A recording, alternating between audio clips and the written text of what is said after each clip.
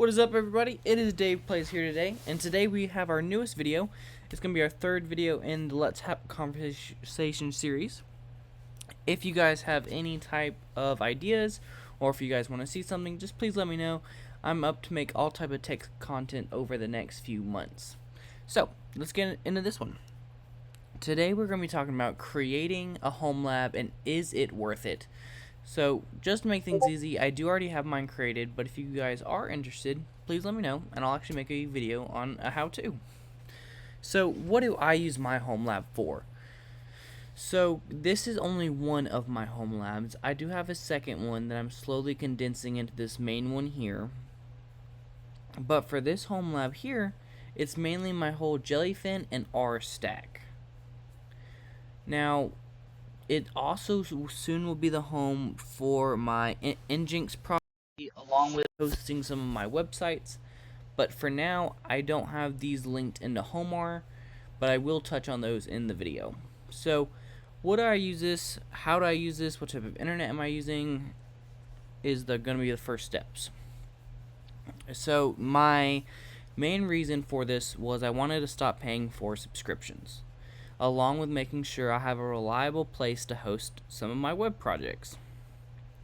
So I was paying for Disney Plus, Hulu, like HBO Max, Stars before it moved over, and it was about $100 in subscriptions, like Disney Plus, and I just got really tired of it because, especially Netflix, because as soon as something good comes on Netflix or some of the other platforms, it feels like they leave. Or another good example with Disney is Disney will actually edit movies after the fact if they think it's too not brand appropriate. So a good example is Lilo and Stitch, when they changed the washer and dryer that Lilo hopped into when she was hiding to a cupboard. That way that kids aren't hopping into a washer and dryer. Which is valid, but I don't want them to slowly dilute my movies I used to love watching when I was growing up. So that was one huge thing, apart from saving the money. But at the same time, I don't want to be paying for all these subscriptions. There's just no point. So let's first talk about my power bill. And you guys hopefully have seen my other videos, but I don't pay too much per month. I think I pay about $120 a month. It doesn't normally cost more than like $5 a day. It hovers closer to $3-4 a day. This server is running all on one. This is my main NAS server. I do have a proxy server. I have a dedicated laptop that I host websites on for this other non-profit group. And then I have another web server in there that hosts my own websites. Slowly I'm condensing those to be a little bit more server friendly. I'm slowly moving all my servers into a rack, and it's getting pretty annoying having just random desktops everywhere, so I'm going to flat server racks into my main rack. So I have a few 2Us and a few 1Us. I'm not quite ready yet. I'm still getting some caddies and some things like that, but do keep in mind that as I do get ready with some of the stuff, I'm going to be showing you guys first. So make sure to stay tuned, stay subscribed, and let's go through some of my apps. So my main big one is going to be my Jellyfin server. So it is all my stuff. I do port forward everything. I port forward a lot of things through Cloudflare. Cloudflare makes it easy. It does SSL. I can get my domains through there. And I do heavily recommend, if you are coming in the home labbing space, Cloudflare is free and they provide a phenomenal service. But yeah, so my first app is Jellyfin. And you might be asking, what is around encompassing all of my apps? And that is called HomeR. HomeR is just a pretty decent dashboard that will just keep my apps together. I mainly do this because like this one here is local only.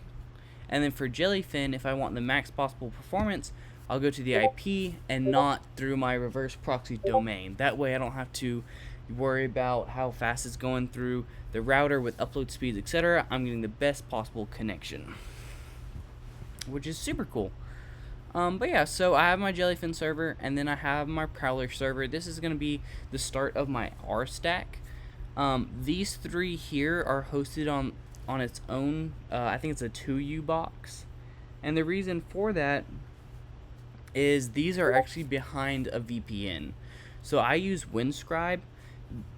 Further requirements in quotations unlimited data, they are pretty forgiving. They don't like you to run a 24/7 seed box, but I can download hundreds of gigs per month with no issues. I normally use about probably 3 to 10 terabytes per month. I've been trying to stay closer to around 3 terabytes per month. That way I don't get kicked off the platform. A lot of VPNs do not like high usage people, but these three are on their own server behind the VPN, and I do have where it allows LAN traffic, so all these that are hosted, I can view the IPs and everything, but the actual data down and out all goes through that VPN. I have a static IP, and Windscribe lets me port forward, so if I need a port forward, I can do it through Windscribe and not through my router, which is a huge plus.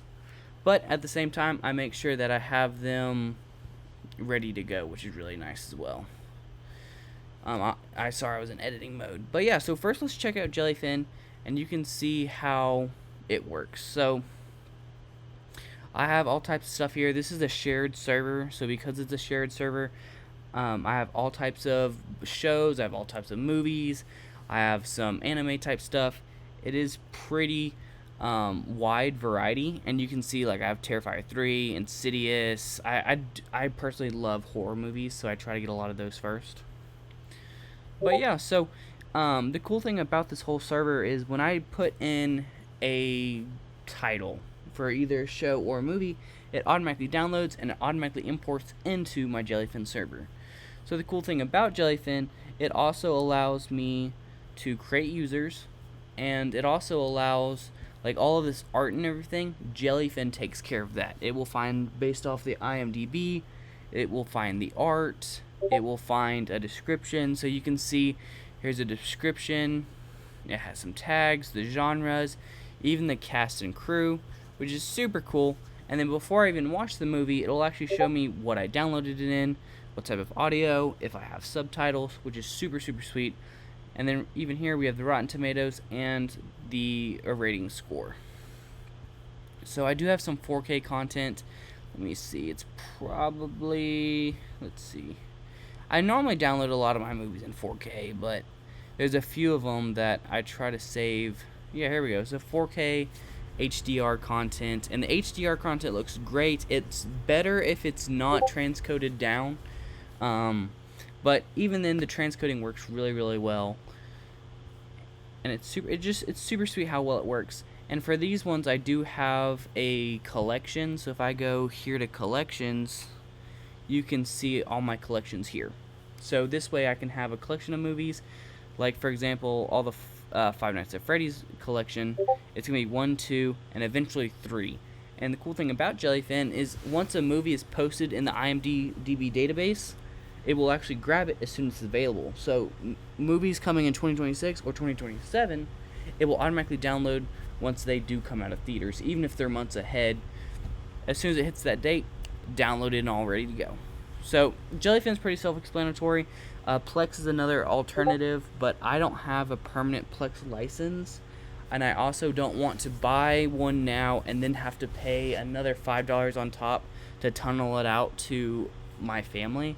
It's just a lot more easy to port forward this right here and then just give them the IP and create a user as well. Because right here you can see like in the dashboard, I can create profiles, I can like limit ratings, like in case I'm giving it to some of my friends that have younger kids, which is super sweet. But now let's check out the next one, which is going to be Prowler. So I am pulling up Prowler just so y'all can see the indexers I use. I use these indexers because they work the best. A lot of my movies come from the Pirate Bay. They are 60 gigs a piece from the Pirate Bay, so keep that in mind. But these indexers here for me just work the best. This server here, I will go in the specs more, but it does have like 56 terabytes. I don't have any of it in RAID because I want to prioritize speed, and because these aren't home movies or aren't like, I don't store a lot of like of my personal photos on it. So because of that, if anything goes down, I can always just re-download the movies. But yeah, so these are my indexers. These indexers just show where my Qubit torrent needs to download the movies. So for example, it'll search for a movie, it'll go through all these indexers, and for example, the Pirate Bay will find a movie, it'll show it, It'll show how many peers, and whatever's the best stats that I have set, downloads it straight from there. So it's very important to have a good list of indexers, because if you don't, you're going to run into problems like where you go to download a movie and there's just not enough peers and it never fully downloads. So next on my R stack is going to be Radar. And I'll have to log in for this one. But yeah, so this is where I can actually request movies. So you can see I have a bunch of people have requested all types of stuff. Here's a good example of movies that aren't out yet, but when they are out, it'll just automatically download. But yeah, so it's super cool. Like the Insidious, The Red Door is still downloading. It looks like this one never found an indexer. That's why it's so crucial to have a really good indexer. Also, this one's failed. And you can see if you go to activity, some of these, like for example, this one, it says they found the movie, but they can't match it to the movie ID. So that will mean I have to move it to my own movie ID into Jellyfin, which is a lot more annoying. But at the same time, it's not a huge big issue. So then we have movies like this that just take forever.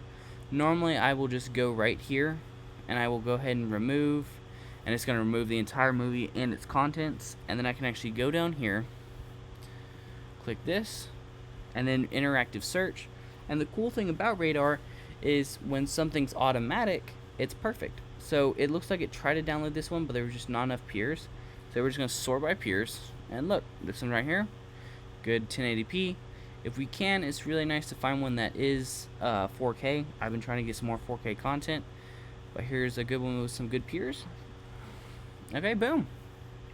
So that way it should just fully go through with no issues. Now some of these, most of the time they go with no issues, but every now and then you do have to manual search. But for example, how do I add a movie? So we can just go ahead and do, let's do the Lorax. There we go. Start search for missing movie. Make sure this is your drive. It should be automatic once you set it up. It is a little bit of a pain to set up, but once it's set up and working, it works fantastic. So go ahead and add the movie, and then you can see right here it's searching indexers, and it's just basically searching around for where is the best spot to find this movie. So then when I go back over here, you can see I refreshed. It's downloading the quality of a Blu-ray disc. And there we go. It's just going to continue downloading. And you can actually refresh and actually see how long it's going to take. But every now and then, movies take a while, or you have to manually import. But most of the time, if it's a pretty new movie, or if you have some really good torrents in your Prowler, it's just ready to go, easy like that.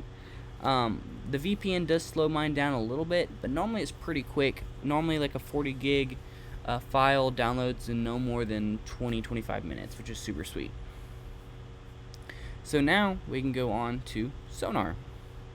So Sonar is the same thing as Radar, but it's for TV shows. So you can see I have Chucky, I have some of these other ones, Pokemon, etc. So the cool thing about Sonar, it works the exact same as the other ones. You can see the activity, and it's just ready to go, hit and dry. Now, the problem is with some of the shows fail more than the movies. Now, normally you can get lucky and have a pretty good season pack, but every now and then, if you're searching for a specific show, if it's not pretty new, it can sometimes fail. I've had issues, for example, Little Einsteins. Whenever I try to search, I will always get a file that will only either download halfway, or it just will be missing a ton of episodes. It's going to be the same thing with the new Spider-Man and Friends. You can see it's got a bunch of them ready to go. It's missing quite a few, and it's off and on with this one as well. So I do have less luck with shows, but the movies are super, super solid. Now this is my router, nothing special, but it is nice that the HomeLab dashboard has something ready to go where I could click on it and access it with ease. So now, let's talk about TrueNAS. TrueNAS is what I use to power everything that I need to use. It currently has 48 gigs of memory, which isn't a whole lot, but it's good enough to get some things done. It also has this pretty low-level Xeon. It doesn't get used very much, especially since I have a dedicated GPU, but is good enough in case I do need to throw on like a heavier virtual machine or a heavier container. You can see here's from my apps. So apps might be radar, sonar, qubit torrent, things like that. That's an app. Like Jellyfin is an app. I do need to make sure that I get this one in a RAID configuration. Currently, I don't think it has it, but it is on my list. For the GPU, I'm using a 4 gig NVIDIA T1000, and it's been really good for transcoding so far. I've used a 3070 as well, but it didn't seem to give me any more performance or any more transcoding capacity. So the T1000 is a pretty sweet card to use. So you might ask, what is a dataset? So a dataset is the storage configured for use. So you can see that this is my dataset, and you can see that I have 54 terabytes in it, and I'm using 3 terabytes of it. And you can see that the permissions, and then you can also see like whether I have duplication, if I have compression, which is super sweet. And you also see my apps database, so like Jellyfin and my HomeR. But the best part to be in is the storage dashboard. So for example, it'll show if you have auto trim, it'll show like errors, it'll show capacity, and you can see here I actually get a warning that I have no redundancy. So the next step for this one is going to be to add redundancy to make sure that my apps don't go down in case the NVMe has issues. You can see that the average temperature is pretty low.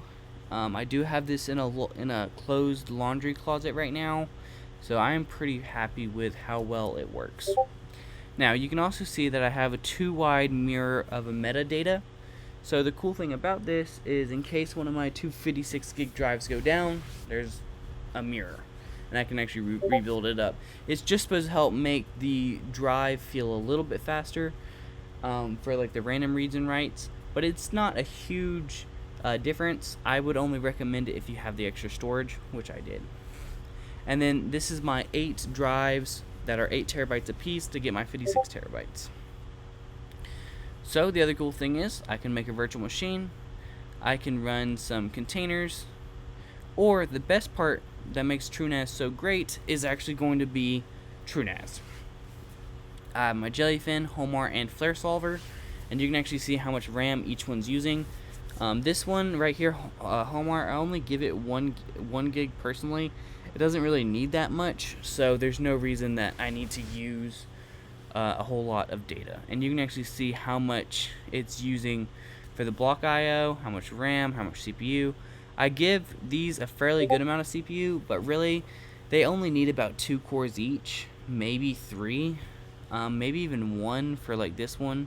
This one, since it can be like a headless, it probably needs the best specs like RAM and CPU, because it's basically running like a headless Selenium browser setup to bypass Cloudflare. But yeah, so here is my HomeLab. So I hope this answers some questions. Is this the right path for you? Will this help you? Does it help me? I personally love my HomeLab. I find that it's so useful.